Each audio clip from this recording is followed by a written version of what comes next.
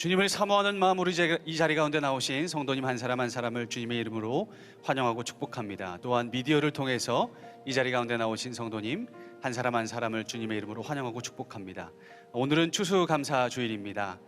여기까지 인도하신 하나님의 은혜와 그 사랑에 감사하는 마음으로, 그리고 장래에도 인도하실 하나님의 은혜를 기대하는 마음으로 다 함께 자리에서 일어나셔서 찬양하며 예배 자리로 나아가겠습니다.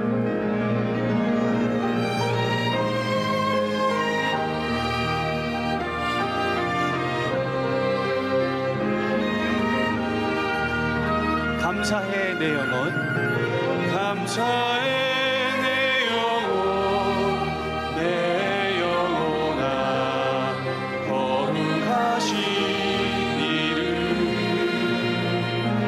이전에 없었던 감사로 나 주님을 경배해. 감사해, 감사해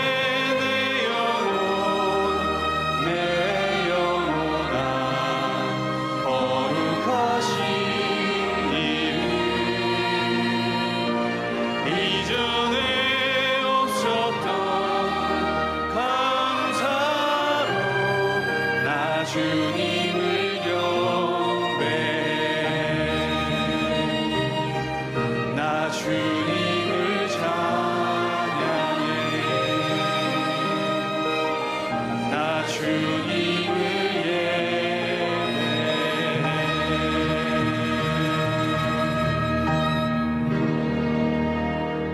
기도하시겠습니다. 여호와께 감사하라. 그는 선하시며 그 인자하심이 영원함이로다. 영적 풍요와 더불어 육의 양식 또한 우리에게 허락하신 하나님, 추수감사주일의 진정한 의미를 기억하며 감사함으로 우리의 몸을 하나님이 기뻐하시는 거룩한 산제물로 드리오니 우리의 예배를 받아 주시옵소서. 이 모든 말씀 우리의 죄를 속량하신 우리 주 예수 그리스도의 이름으로 기도합니다. 아멘. 오늘 우리에게 주시는 하나님의 말씀은 아모스 1장 1절, 5장 21절에서 24절, 7장 7절입니다. 아모스 1장 1절, 5장 21절에서 24절, 7장 7절입니다. 유다 왕 우시아의 시대, 곧 이스라엘 왕 요아스의 아들 여로보암의 시대, 지진전 2년에 드구와 목자 중 아모스가 이스라엘에 대하여 이상으로 받은 말씀이라. 내가 너희 절기들을 미워하여 멸시하며 너희 성회들을 기뻐하지 아니하나니 너희가 내게 번제나 소제를 드릴지라도 내가 받지 아니할 것이요 너희의 살진 희생의 화목제도 내가 돌아보지 아니하리라.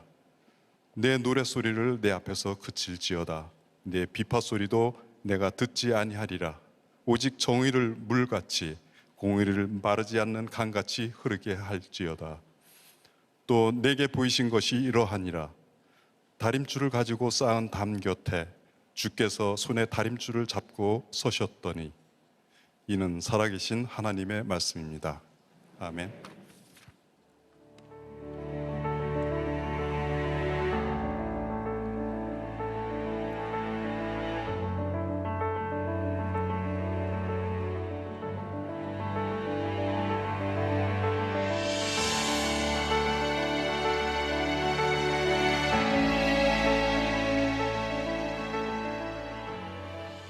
자, 오늘 이제 6번째 소선지자 중 아모스에 대한 말씀을 나누게 됩니다. 소선지서 말씀은 이제 쉽지 않습니다. 그래서 제가 3년 전에 이 말씀을 다 써놓고 이거를 언제 할까 고민하던 말씀 가운데 하나고, 또 오늘 이 아모스라고 하는 말씀, 이 정의와 공의, 이 말씀이 추수감사절과 어떤 의미가 있을까 도대체 지금 머릿속에 잘 안 그려질지도 모르겠어요. 근데 오늘 추수감사절 말씀하고 이어질 겁니다. 그러니까 어느 부분에서 이어지는지 잘 들으세요. 흥미가 좀 생기지 않으세요? 야, 아모스가 추수감사절 말씀이라니. 자, 오늘 6번째 나눔을 통한 정의와 공의의 회복이라는 제목으로 말씀을 나누려고 합니다. 오늘 이 아모스에 대한 이야기, 이 선지자가 누군가 대개 이제 선지서 초반에 나오고 있는데 굉장히 장황스럽게 설명을 하고 있습니다. 조금만 주의 깊게 말씀을 들었던 분이라면 알 것 같은데 1장 1절에 이렇게 되어 있어요. 유다 왕 우시아의 시대, 곧 이스라엘 왕 요아스의 아들 여로보암의 시대, 지진전 2년에 드고와 목자 중 아모스가 이스라엘에 대하여 이상으로 받은 말씀이다. 되게 복잡해요. 이유가 있어요. 이 아모스는 유다 사람이에요. 그래서 유다 왕에 대한 이야기가 나와 있고, 근데 하나님께서 이 아모스에게 예언을 주셨는데 어떤 예언을 주셨냐면 북이스라엘에 대한 예언을 주셨어요. 그래서 북이스라엘 왕, 그리고 또 이 예언을 하기 2년 전에 이스라엘에 지진이 있었어요. 그런 사회생활, 그리고 이 사람은 드고아의 목자다라고 이야기를 하고 있죠. 자, 우리가 그 예언서를 쭉 보면서 이스라엘 역사를 우리들이 좀 늘 이야기하고 있는데, 사울왕과 다윗왕 그리고 솔로몬 시대를 지나가고 나서 이스라엘이 둘로 나눠지죠. 아시죠? 북쪽은 북이스라엘, 남쪽은 남유다로 나눠집니다. 가끔 좋은 관계에 있을 때도 있었지만 남유다와 북이스라엘은 늘 전쟁 관계 속에 있었어요. 이 상황을 진짜 잘 이해할 수 있는 나라가 어디냐면 우리나라입니다. 지구상의 유일한 분단 국가인 대한민국. 자, 남쪽과 북쪽으로 이렇게 갈라져서 이렇게 전쟁을 하고 서로 적군이 되어 있는데, 지금 아모스가 남쪽에서 사업을 잘 하다가 뜬금없이 하나님의 말씀을 듣고 북쪽에 가서 복음을 전하는 거예요. 죽을 수도 있어요. 지금 그런 상황에서 말씀을 전하고 있다. 그러면 왜 아모스는 이런 좀 속된 말로 미친 짓을 했을까? 왜 이런 일을 했을까? 이유는 딱 한 가지입니다. 하나님의 말씀이 그의 마음 가운데 임했기 때문에 그가 그 일을 할 수밖에 없었던 거죠. 지난주에 새가족 애찬을 하는데 새가족 중에 한 분이 저에게 그런 질문을 냈어요. 목사님은 무엇 때문에 가슴이 뛰십니까? 그러니까 제가 또 오랫동안 생각하지 않았던 가슴 뛰는 일에 대해서 제가 생각해 봤어요. 제가 만나교회 담임자로서 한 20년을 지나오는 동안 만나교회에 많은 일들이 있었어요. 근데 가만히 생각해 보니까 하나님께서 저에게 가슴 뛰는 일을 주셔서 우리 성도들과 함께 이루어냈던 일, 그게 우리 교회의 역사이거든요. 그러면 지금 나는 어디에 가슴이 뛸까 생각해 보니까 지금 어려운 한국 교회를 바라보면서 우리 아래 세대 젊은 목회자들을 어떻게 잘 키워내야 한국 교회가 다시 일어설 수 있을까? 저는 젊은 목회자에 대한 마음이 많이 있어요. 여러분들한테는 죄송하지만 제 마음에 요즘은 우리 성도들의 목사가 아니라 우리 젊은 목회자들의 목사가 되었으면 좋겠다, 그런 마음이 있어요. 아마 우리 교회와 우리 성도들이 함께 그 일을 감당하지 않을까. 오늘 여러분들에게 저는 그런 또 질문을 던지고 싶어요. 여러분은 하나님을 믿으면서 수십 년을 지나왔는데 지금도 하나님께서 여러분들의 가슴을 뛰게 하는 그것이 있습니까? 언제부턴가 우리의 가슴이 뛰지 않고 우리들이 그 열정을 잃어버렸다면 우리는 참 슬픈 사람이겠다는 생각이 들어요. 하나님께서 아모스에게 하나님의 마음을 주셔서 그로 하여금 예언하게 하시고 하나님의 심판을 말하게 하셨어요. 아모스 3장 7절과 8절에 보니까 같이 볼까요? 주 여호와께서는 자기의 비밀을 그 종 선지자들에게 보이지 아니하시고는 결코 행하심이 없으시리라. 사자가 부르짖은즉 누가 두려워하지 아니하겠느냐? 주 여호와께서 말씀하신즉 누가 예언하지 아니하겠느냐? 자, 지금까지 예언서를 보면서 제가 지난주에도 지지난주에도 이야기한 거예요. 무서운 심판을 이야기하고 있는데 하나님께서는 이스라엘 백성을 심판하고 싶지 않으신 거예요. 그러니까 계속해서 경고의 말씀을 주시는 이유는 너희들이 돌아서라는 거죠. 그러니까 오늘 말씀해 보니까 여호와께서 말씀하시지 않고는, 예언자를 통하여 말씀하시지 않고는 하나님이 심판하시지 않는데요. 이유가 뭐예요? 하나님께서는 그냥 심판하시는 게 아니라 예언자들을 통하여 경고하시고 그 다음에야 하나님께서 일하신다. 그러니까 이 예언서의 제일 중요한 목적은 우리로 하여금 하나님께 돌아오라고 계속해서 말씀하시고 있는 거예요. 자, 오늘 말씀해 보니까 아모스의 직업이 나와 있어요. 그는 드고아의 목자다. 자, 이 부분은 이제 여러분들이 상식적으로 조금 알고 가면 좋을 것 같아요. 우리는 그냥 목자, 양을 치는 목자 하면 단어가 한 가지지만 이스라엘은 목자를 가리키는 두 개의 단어가 있어요. 하나는 로에라는 단어입니다. 여호와는 나의 목자시니 있을 때 이 목자는 로에입니다. 그러니까 어떤 사람이 양을 치는 그 목자, 그 목자를 이야기하고, 또 오늘 이 아모스에게 등장하는 이 목자라고 하는 말은 노케드라고 하는 목자인데, 이 목자는 이게 조금만 이런 양을 치는 것이 아니라 당시에는 왕궁 귀족들이 큰 양떼를 가지고 있었는데 그것을 어떤 사람에게 맡겨서 일을 하도록 했어요. 그러니까 지금으로 얘기하면 큰 비즈니스인 거예요. 이 아모스는 그런 큰 비즈니스를 하는 목자였어요. 저는 또 오늘 말씀을 묵상하다가 그런 생각이 또 들었어요. 로에, 그 목자는 다윗과 같은 목자거든요. 하나님께서는 그런 목자도 부르시지만 노케드, 이런 목자도 부르세요. 그러니까 하나님께서 우리를 쓰실 때는 네가 지금 어떤 일을 하고 어떤 직업이고 그거 중요하지 않은 거예요. 하나님께서 우리를 부르실 때 우리는 하나님 앞에 쓰임받는 사람이 되는 거죠. 이제 이 아모스를 통해서 하나님께서 심판, 정의, 공의에 대한 말씀을 하고 계세요. 자, 아모스 하면 생각나는 것, 여러분들이 조금이라도 성경적인 지식이 있는 분이라면 아모스의 별명을 알아요. 혹시 아세요? 조그만 상식도 없군요. 공의의 선지자, 정의의 선지자. 정의를 굉장히 많이 이야기하고, 그 정도는 알아도 좋겠죠. 아모스의 별명은 뭐다? 정의의 선지자예요.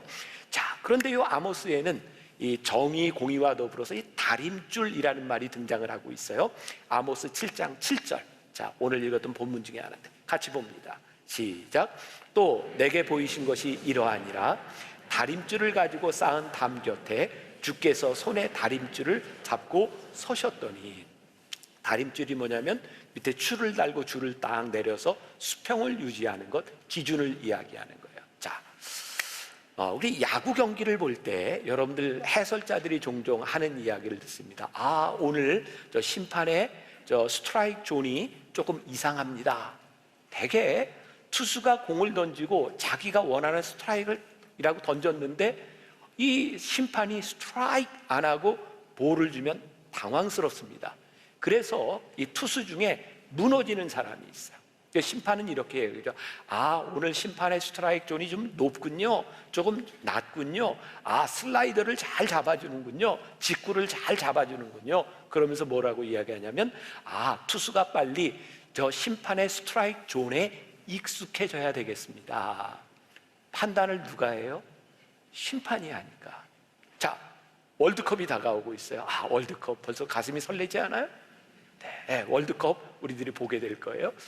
옛날에는 이렇게 축구를 할 때 대한민국의 호족수가 되게 태국, 말레이시아, 버마 그랬어요. 아, 이거 라떼인가? 이거 옛날에 그랬잖아요. 근데 그때는 이렇게 축구 경기를 하면서 자국에서 하냐 다른 나라에서 하냐 그래가지고 해설자들이 꼭 그런 얘기를, 아, 오늘 심판이 편파적입니다. 아, 심판을 이상하게 보고 있군요. 막 그랬잖아요. 그런데 가만히 보면 그런 편파적일 수도 있지만 오늘 이 심판이 몸싸움을 하는데 휘슬을 잘 불어주기도 하고, 어떤 심판은 몸싸움을 해도 경기 진행을 위해서 잘 불어주지 않아요. 그런 때는 선수들이 어떻게 해야 돼요? 심판의 성향을 빨리 깨우쳐야 경기가 바로 되는 거죠. 이게 심판이라고 하는 것은 그런 의미를 가지고 있는 거예요. 자, 제가 조금 웃픈 이야기를 좀 하려고 합니다. 웃픈 이야기예요. 어떤 장모에게 사위가 3명이 있었대요. 근데 장모가 어떤 사위가 나를 제일 생각하나 보려고 한 번은 이제 첫 번째 사위를 데리고 쭉 이렇게 산책을 하다가 강물에 빠져버렸대요. 그랬더니 사위가 탁 들어가서 구해준 거예요. 얼마 후에 이 첫 번째 사위 집으로 카드와 함께 고급 승용차가 배달이 됐어요. 장모로부터. 그리고 이제 둘째 사위를 데리고 또 이 친구가 나를 얼마나 생각하나 하다가 강에 또 뛰어들었어요. 두 번째 사위도 역시 빨리 뛰어서 장모를 구해줬고, 얼마 후에 고급 자동차와 함께 장모로부터 이런 편지가 온 거예요. 이제 세 번째 사위를 시험하려고 이제 강가를 가다가 역시 뛰어들었어요. 근데 세 번째 사위가 죽을 때까지 그냥 놔뒀어요. 죽었어요. 그리고 장례를 치르고 얼마 후에 고급 자동차와 함께 장인으로부터 카드가 왔어요. 웃픈 이야기예요, 그죠? 자, 이 사위는 장모로부터 판단을 받을 수도 있고 장인으로부터 판단을 받을 수도 있죠. 이건 무슨 문제? 취향에 대한 문제인 거예요.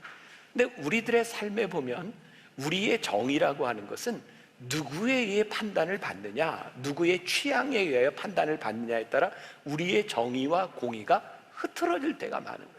근데 오늘 말씀을 보니까 하나님께서는 하나님의 정의와 공의는 다림줄을 내리고 계셔서 그 다림줄에 의해서 판단하신다는 거예요. 저는 계속해서 요즘 이 예언서를 이렇게 말씀을 여러분들과 나누면서 우리들의 신앙에 진짜 중요한 게 하나님을 아는 건데, 하나님의 마음을 아는 게 우리의 신앙인데, 우리의 신앙이 너무 자의적이고 하나님을 믿는다고 하지만 내 신념을 믿고 살아가면서 우리의 믿음이 흐트러지고 있고 우리들의 하나님의 마음을 떠나가고 있다는 생각이 많이 들거든요. 그래서 이번 12주 동안 소선지서를 여러분들과 함께 나누면서 진짜 우리들에게 중요한 숙제가 있다. 하나님의 마음을 아는 것이 중요하다. 제가 짧은 시간이지만 미국에서 유학 시절을 지날 때 그 아이들이 이렇게 놀면서 제일 많이 하는 말 가운데가 놀다가 이런 얘기를 해요. It's not fair, it's unfair. 이런 얘기를 자주 합니다. It's unfair. 애들이 놀다가 싸우면 it's unfair. 공평하지 않다는 거예요. 근데 가만히 애들이 싸우는 모습을 보면 공평하지 않다라고 하는 말의 중심에는 뭐가 있냐면 내 마음에 들지 않는 거예요. 애들은 내 마음에 들지 않으면 it's unfair하다고 생각을 해요. 지금 왜 하나님의 말씀이 이 나라 이 민족에게 필요할까? 지금 이 나라와 이 민족은 정말 가슴 아프게도 하나님의 말씀과 정의와 공의가 기준이 되고 있는 것이 아니라 우리들 마음에 들지 않으면 다 unfair해요. 그래서 갈라져 있어요. 저는 이 나라의 소망을 그래서 말씀 가운데 있다고 보거든요.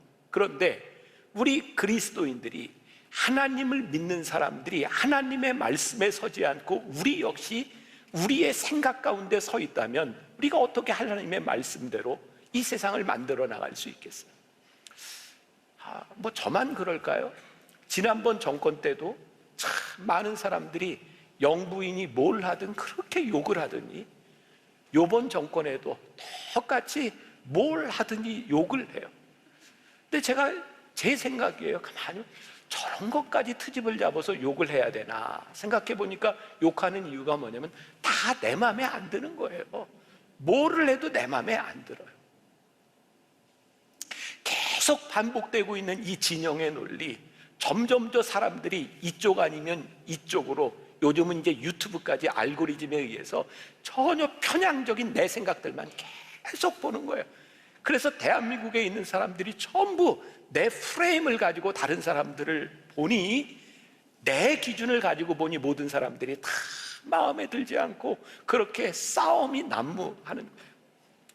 지난주에는 진짜 우리 가슴 아픈 일이잖아요. 우리 기독교 개신교는 아니지만 성공의 신부 하나가, 캐톨릭의 사제가 대통령 순방하는데 아니 세상에 비행기가 추락하기를 위해서 기도를 하고 대통령하고 영부인이 떨어지기를 비나이다. 저는 우리 신앙을 가지고 있는 우리들에게 여기에도 진보적인 사고와 보수적인 사고를 가지고 있는 사람이 다 존재한다고 생각해요. 괜찮아요.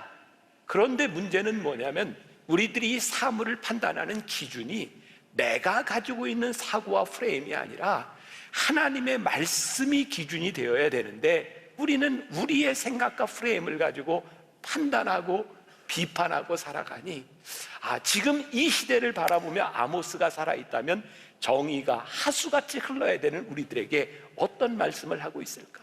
사실 우리들에게 문제는 세상이 불공평한 것보다 우리들의 마음이 공평하지 않다고 생각하는 거예요. 우리들의 마음의 공의가 제대로 세워져 있지 않은 거예요. 자, 그러면 우리들에게 이제 이런 질문이 생기는 거예요.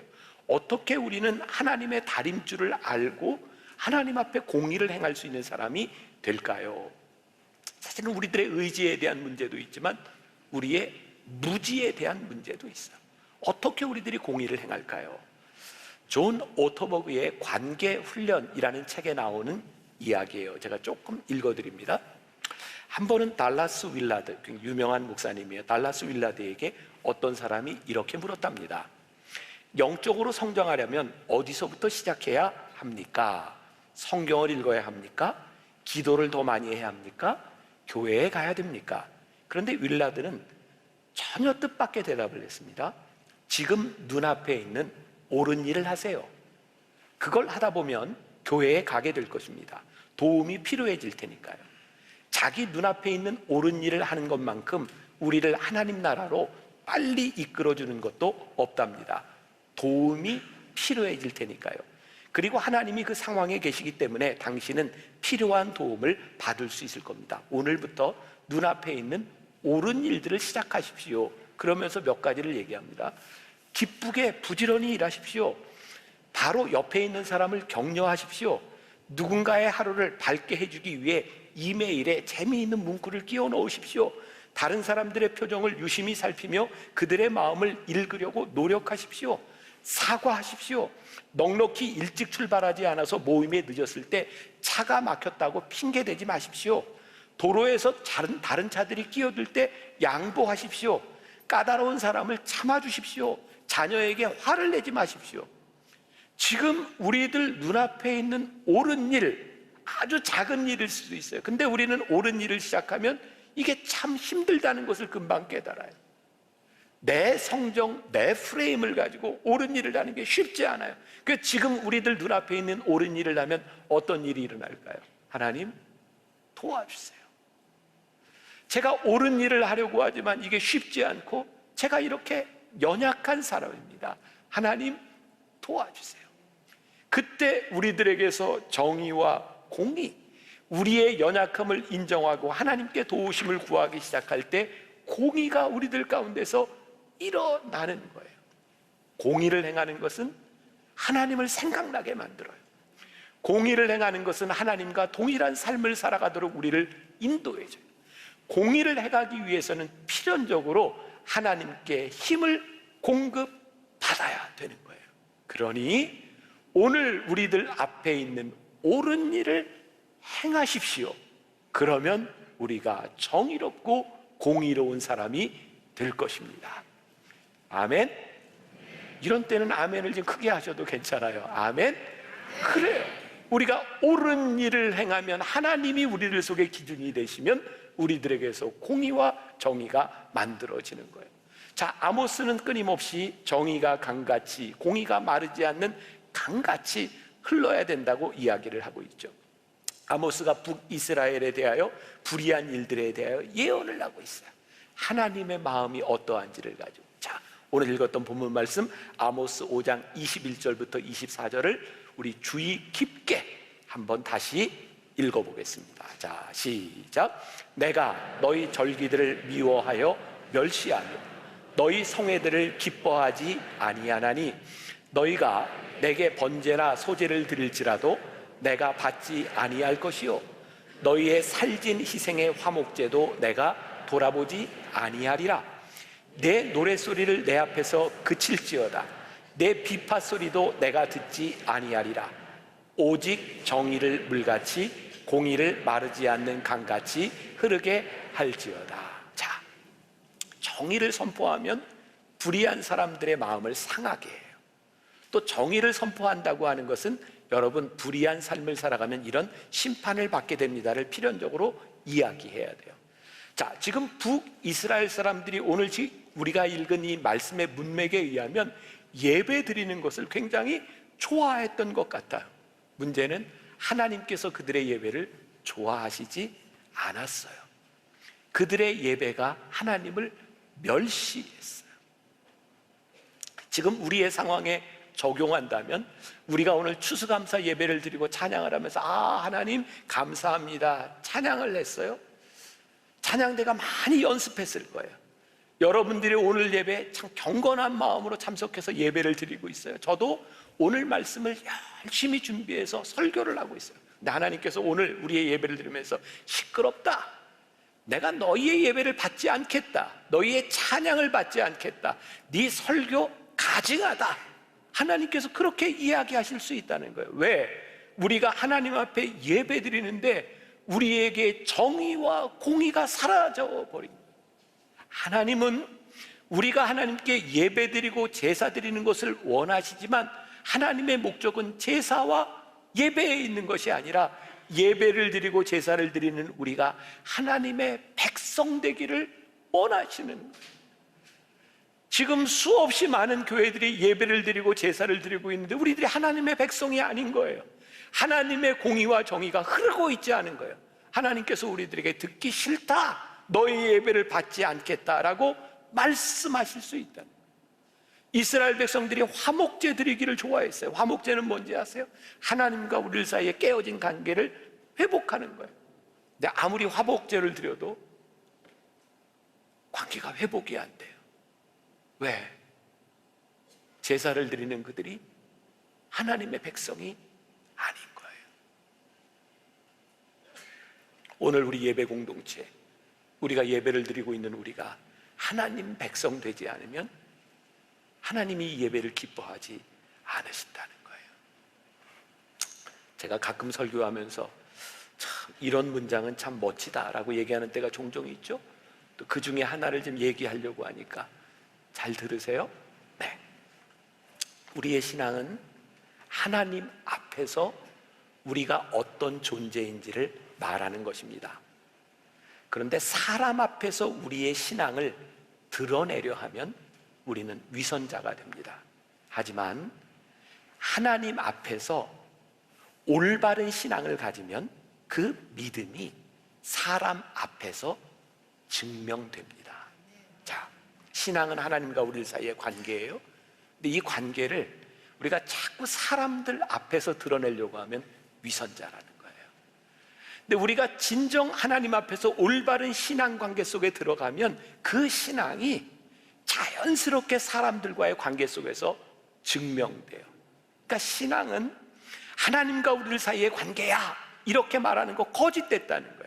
하나님과 우리들 사이의 관계가 분명하면 이것은 우리들의 삶에서 증명되어야 되는 거죠. 자, 하나님 앞에 우리들이 솔직하게 서면 우리의 마음이 불편할 때가 있어요. 너무 불편해. 오늘 여러분들이 신실하게 하나님 앞에 예배자로 설 때 이 시간이 여러분들을 불편하게 할 수 있어요. 그러면 그 불편한 거 해결해야죠. 우리들이 오늘 하나님 앞에 예배자로 섰는데 하나님이 우리들에게 편안한 마음을 주세요. 그래, 내 모습이 참 좋다. 우리들이 하나님 앞에 올바로 서 있는 거예요. 이거 누가 알아요? 예배드리는 우리들 각자가 아는 거예요. 다른 사람들이 알려주는 게 아니에요. 우리들이 가지고 있는 우리의 프레임에 의해서 만들어지는 것이 아니라 우리들이 신실하게 하나님 앞에 섰을 때 하나님께서 우리들에게 깨닫게 해주시는 거예요. 그 말씀 앞에, 그 하나님 앞에 솔직하게 서기 시작할 때 우리들이 하나님 앞에 올바른 반응을 우리들이 보일 수 있는, 아모스가 이 말씀을 선포하던 이스라엘은 이스라엘 역사 가운데 가장 풍요한 시대를 지나가고 있었어요. 근데 하나님이 그 풍요로운 그들의 예배를 받지 않으셨다고요. 왜냐하면 풍요함 가운데 하나님의 백성됨이 사라져 버렸으니까. 돌아가신 저희 아버님이 저에게 많이 하셨던 얘기 많이 들어보셨죠? 목회자는 모래바닥에 코를 쳐박고 죽어도 교인들에게 돈 없다는 얘기 하는 거 아니다. 그거 목회자의 자존심이다. 그러니까 우리 어른 세대에는 이 없는 가운데서 목회자로서 신앙인으로서의 자존심을 지키는 게 문제였어요. 근데 지금은 대한민국은 건국 이래 지금처럼 풍요로운 때가 없었어요.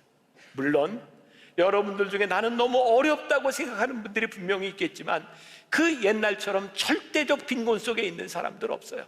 대한민국은 그 어느 때보다도 풍요로운 시간들을 지나가고 있어요. 그런데 이 풍요 가운데서 하나님께서 우리의 예배를 받으시지 않겠다. 너희들의 풍요로움 가운데 정의와 공의가 사라졌다. 참된 예배를 드리지 못하고 있다라고 말할 수 있는 거예요. 우리가 점점 풍요로워지니 귀찮은 것들이 싫어져요. 여러분, 제가 여러분들을 정죄하거나 비난할 의도가 없어요. 그런데 우리 많은 성도들 가운데 만일 제가 제 개인적인 욕심으로 여러분 이런 걸 합시다 라고 했을 때 여러분들이 얼마든지 거절해도 괜찮아요. 안 하셔도 괜찮아요. 그런데 강단에서 설교하고 있는 이 목사가 하나님의 말씀을 가지고 여러분, 하나님의 마음으로 우리들이 좀 이렇게 살아가야 되지 않겠습니까? 라고 말씀을 전할 때 여러분들의 풍요와 여러분들의 귀찮음, 여러분들의 생각으로 인하여 말씀을 따르지 않는다면 이 예배를 드리고 있는 우리의 예배를 하나님이 기뻐하시지 않는다는 거예요. 그러니까 오늘 말씀을 전하는 저에게도 얼마나 큰 책임이 있어요. 제가 하나님의 말씀을 대언해야 되는데, 그러니 하나님 강단에 설 때에 제 욕심과 제 생각이 저를 지배하지 않도록 저를 도와주세요라고 기도해야 되고, 제가 이 강단에서 하나님의 말씀을 선포할 때 여러분들은 하나님, 우리들이 하나님의 말씀에 순종하고 하나님의 말씀에 따를 수 있는 마음을 저희에게 주십시오라고 기도해야 오늘 우리의 예배와 찬양을 하나님이 받으시지 않겠어요.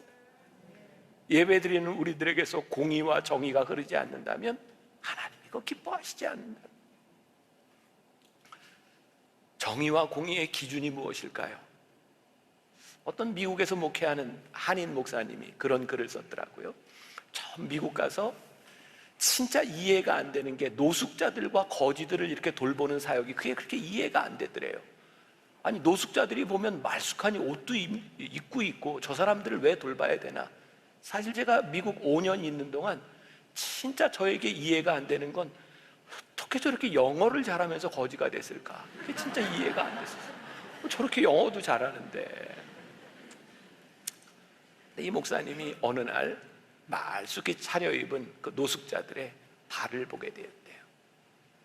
깨어지고 부르트고 상한 발을 보면서 저 사람들이 옷을 얻어 입을 수는 있지만 그들의 삶이 참 고달프구나. 근데 우리는 또 고달픈 사람들을 바라보며 이렇게 생각할 수 있어요. 좀 열심히 살지, 노력하지. 물론 노력하지 않고 열심히 살지 않기 때문에 그럴 수 있어요. 그런데 노력하고 열심히 살지 못하는 그들의 아픈 마음들이 있음을 하나님이 보게 하셔야 우리들에게 긍휼함이 생기는데, 그 마음을 보지 못하면 우리는 우리의 생각을 가지고 판단하게 돼요. 저는 그제 탤런트 시네라 씨하고 제가 다른 일을 가지고 만나서 이야기를 하다가 식사하면서 전혀 예상치 않은 이야기를 나누게 되었는데 오늘 말씀과 이렇게 잘 연결이 되는 것 같아요.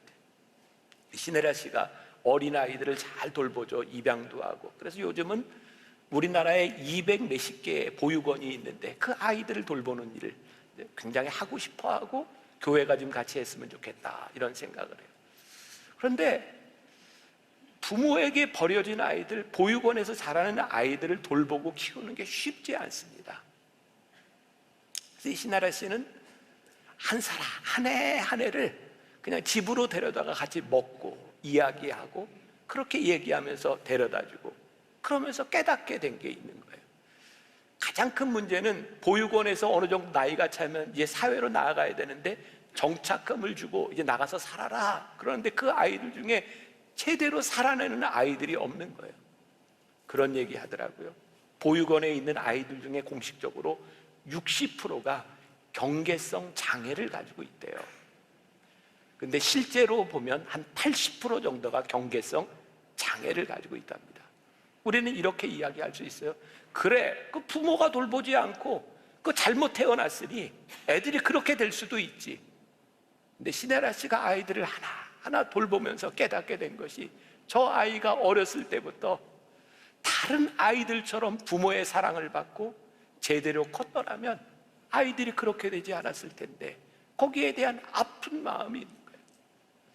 하나님께서 저에게 그런 마음을 주셨어요. 하나님, 우리나라의 보육원이 200 몇십 개밖에 안 된답니다. 근데 사실 보육원에서 교회나 개인들이 가서 돌봐주는 거 좋아하지 않아요. 귀찮은 일입니다. 그래서 누군가 가서 이 아이를 내가 좀 하루 돌보겠습니다 라고 할 때 원하지 않는답니다. 그런데 하나님, 우리 교회가, 이 나라의 교회가 그 아이들 하나만 어렸을 때 잘 돌보고 하나님의 사랑으로 우리들이 이끌어갈 수 있다면 정말 얼마나 많은 큰 일들이 일어날 수 있겠습니까? 그런데 힘든 거예요. 귀찮은 거예요. 잘 안 되는 거예요. 아니, 그냥 놔둬도 세상 잘 돌아가는데 무슨 문제가 있어? 그런데 하나님의 마음이 우리들 가운데 들어오고 하나님의 기준이 우리들 가운데 들어오기 시작할 때 우리들이 다른 것을 보게 돼. 결론이에요. 오늘 말씀이 왜 추수감사절과 이어져야 되는가? 축구선수 이영표 알죠? 이영표 선수가 생각이 내가 된다라는 책을 썼는데 자신이 처음 하나님을 만났을 때 너무 혼란스러웠대요. 하나님을 믿기 시작했는데 하나님이 너무 불공평하신 거예요. 왜 이 세상에 어떤 사람은 너무 많이 먹어서 살을 빼느라 고생을 하고 어떤 사람은 못 먹어서 그렇게 굶어가는가? 이게 하나님의 불공평함이 이해가 되지 않더라는 거예요. 근데 어느 날 책을 읽다 보니까 이런 문장이 있더래요. 오늘날 지구상에 살고 있는 모든 그리스도인이 하루에 100원씩만 가난한 사람들에게 나누어 준다면 이 세상에 존재하는 모든 가난과 기근은 사라질 것이다. 그 글을 읽는 순간 이 세상의 불공평이 하나님 책임이 아니라 내 책임이라는 생각이 들더라는 거예요. 제가 오늘 아침에 새벽에 좀 일찍 일어나서 책을 보는데 그런 글귀가 나와서 제가 적어가지고 왔어요. 구약 성경, 히브리어로 된 구약 성경이 총 8,674개의 단어를 사용하고 있대요. 그 정도 대충 8,700. 그리고 신약이 헬라어로 5,624개의 단어로 쓰여져 있답니다. 합치면 14,928개의 단어로 되어 있는데 어떤 장편 소설도 이렇게 14,000개 이상의 단어를 사용하지 않는답니다. 그런데 눈을 씻고 보아도 이 성경책 안에 평등, equality라고 하는 말이 존재하지 않는데요. 하나님은 equality, 평등을 이야기하시지 않습니다. 하나님은 공의와 정의를 이야기하시지 평등을 이야기하시지 않아요. 자, 이걸 여러분들 제가 좀 설득을 시켜야 되겠죠? 예를 들어서 빵 3개가 있는데 평등하게 하나씩 다 나누어주고 평등한 세상이다. 하나님은 그렇게 말씀하시지 않는다는 거예요. 한 아이에게 빵 3개를 주고 나누어라. 그게 공의라는 거예요. 여러분, 이 세상이 평등할 수 있다고 생각하세요? 아니요. 하나님도 우리들을 평등하게 대하시지 않습니다. 그러나 우리들이 공의롭기를 원하시고 우리들이 정의롭기를 원하세요. 오늘 너에게 빵 10개를 주고 네가 나누어라. 그러면 이 땅이 공의로워질 것이다. 오늘 이 추수감사절에 우리들이 감사하는 이 감사가 하나님께도 감사가 나오지 않고 우리들에게 주신 것이 누군가에게 나눠줄 수 있는 마음도 주어지지 않는다면 오늘 이 추수감사는 우리들에게 감사가 아니에요. 축복이 아니에요. 하나님께서 이 감사절에 우리들에게 주는 마음을 우리들이 알아야 돼요. 이용표 선수가요, 자기 선수로서의 경험을 이야기하더라고요. 축구하면서 제일 중요한 게 공을 소유하는 거래요. 어떻게 공을 소유한다고 하는 것은 나 혼자 가지는 게 아니라 우리들 팀이 가지는 거죠. 그러니까 이제 패스하라는 거예요. 공을 소유한다. 양쪽 22명이 경기하는 동안 실제 공을 가지고 이렇게 경기를 하는 건 60분밖에 되지 않는답니다. 그리고 22명이 공을 실제로 가지고 있는 시간은 2분 30초밖에 되지 않는데요. 아주 훌륭한 선수, 축구를 잘하는 선수는요, 누군가에게 패스할 기회가 없을 때만 드리블을 하지 드리블을 하는 게 좋은 선수가 아니라는 거예요. 이영표 선수는 처음에 공을 소유하라 라는 말을 자기가 공을 드리블하는 그런 뜻으로 알았대요. 그런데 생각해 보니까 우리가 소유할 수 있는 방법은 빨리 패스하는 거더라는 거예요. 그래서 깨달았대요. 축구 잘하는 방법 3가지. 자, 이번 여러분들이 월드컵을 볼 때 이것만 알고 봐도 월드컵이 재밌을 것 같아요. 알려드릴까요? 네, 축구 잘하는 방법. 첫째, 패스해라. 둘째, 빨리 패스해라. 셋째, 더 빨리 패스해라. 우리의 삶을 잘 사는 방법이 있다. 첫째, 나누어라. 두 번째, 많이 나눠라. 세 번째, 더 많이 나누어라. 이게 우리들의 삶을 복되게 사는 방법이에요.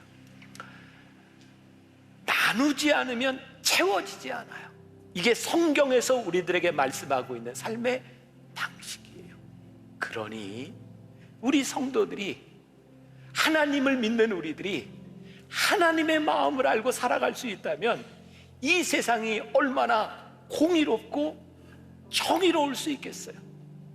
우리는 이 세상을 이퀄리티, 평등하게 만드는 사람들이 아니라 하나님의 마음으로 공의롭고 정의롭게 만들어가는 사람들이 우리 그리스도인, 하나님을 믿는 사람들인 거예요. 하나님 말씀에 소망이 있지 않습니까? 우리 민족에게 소망이 있지 않습니까? 하나님의 마음을 아는 그리스도인들이 많아져야, 이 마음으로 살아가는 사람들이 생겨야 이 나라와 이 민족에, 우리들에게 소망이 있지 않겠습니까? 오늘 추수감사절에 이 하나님의 마음을 품고 돌아갈 수 있기를 주님의 이름으로 간절히 축원합니다. 우리 같이 찬양을 듣고 함께 불렀으면 좋겠습니다.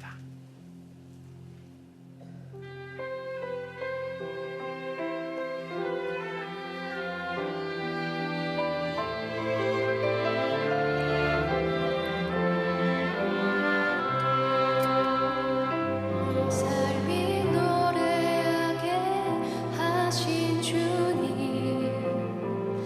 이 노래를 질그릇에 담아서 마음이